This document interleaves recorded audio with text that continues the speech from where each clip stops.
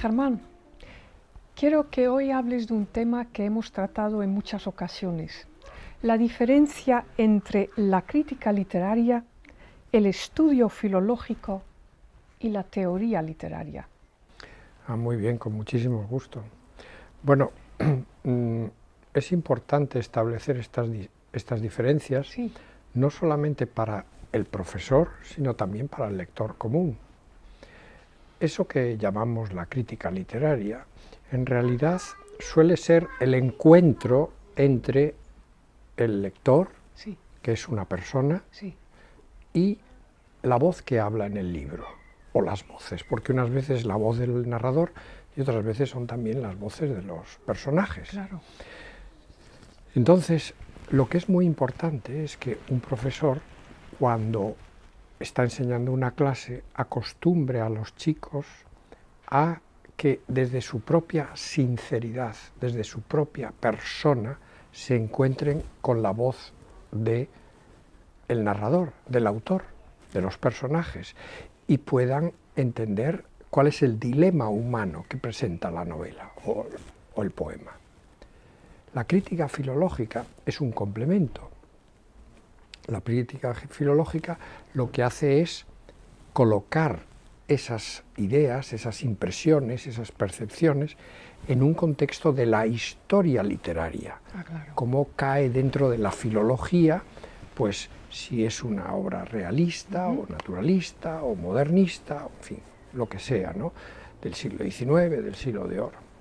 Y luego la teoría literaria, igual que la literatura comparada, llegaron mucho después, y desde luego al escenario académico español años después, en los que uno añade un contexto, llamémosle cosmopolita, llamémosle internacional, de la literatura en otros idiomas, la literatura comparada. Y la teoría literaria lo que hace es, te presta unos instrumentos, claro, como es el narrador, el tema del tiempo, el tema del espacio, para presentar la obra y tratar de encontrar también cómo en la construcción, en el diseño de la obra, hay un elemento artístico.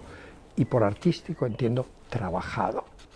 Entonces, yo creo que eso es muy importante, que se distinga entre esos tres elementos, siendo para mí siempre el más importante, quizás porque soy crítico literario ante todo, el elemento, digamos, en que tú te encuentras con un...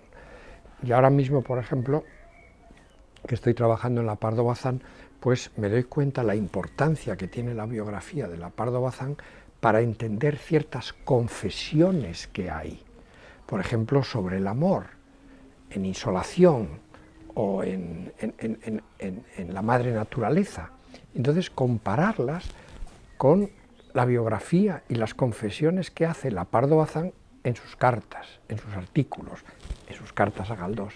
Entonces, todo eso te permite realmente entrar en el dilema humano que presenta una obra humanística, una obra de arte, una obra literaria. Entonces, son elementos que se combinan, pero vuelvo a insistir, el que más juego va a dar en una clase va a ser el contacto entre tu persona, entre la persona del lector y la del autor. Muy bien, y ¿podrías hablarnos un poco de los elementos de la crítica sobre el análisis literario? ¿Quieres decir el narrador, sí, el espacio, sí, el tiempo? Claro, el narrador es muy importante porque muchas veces cuando empiezas a leer una novela, en vez de salir directamente la voz del autor, sale la de un narrador, que puede ser un personaje, como ocurre en muchas novelas de Galdós, por ejemplo, ¿no?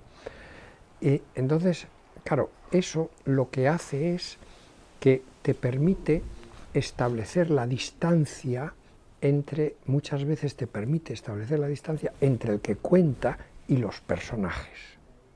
O incluso en cuanto a los valores que pueda tener un autor, porque a veces el que narra es un poco irónico y está en contraste con lo que se supone que es la historia en general.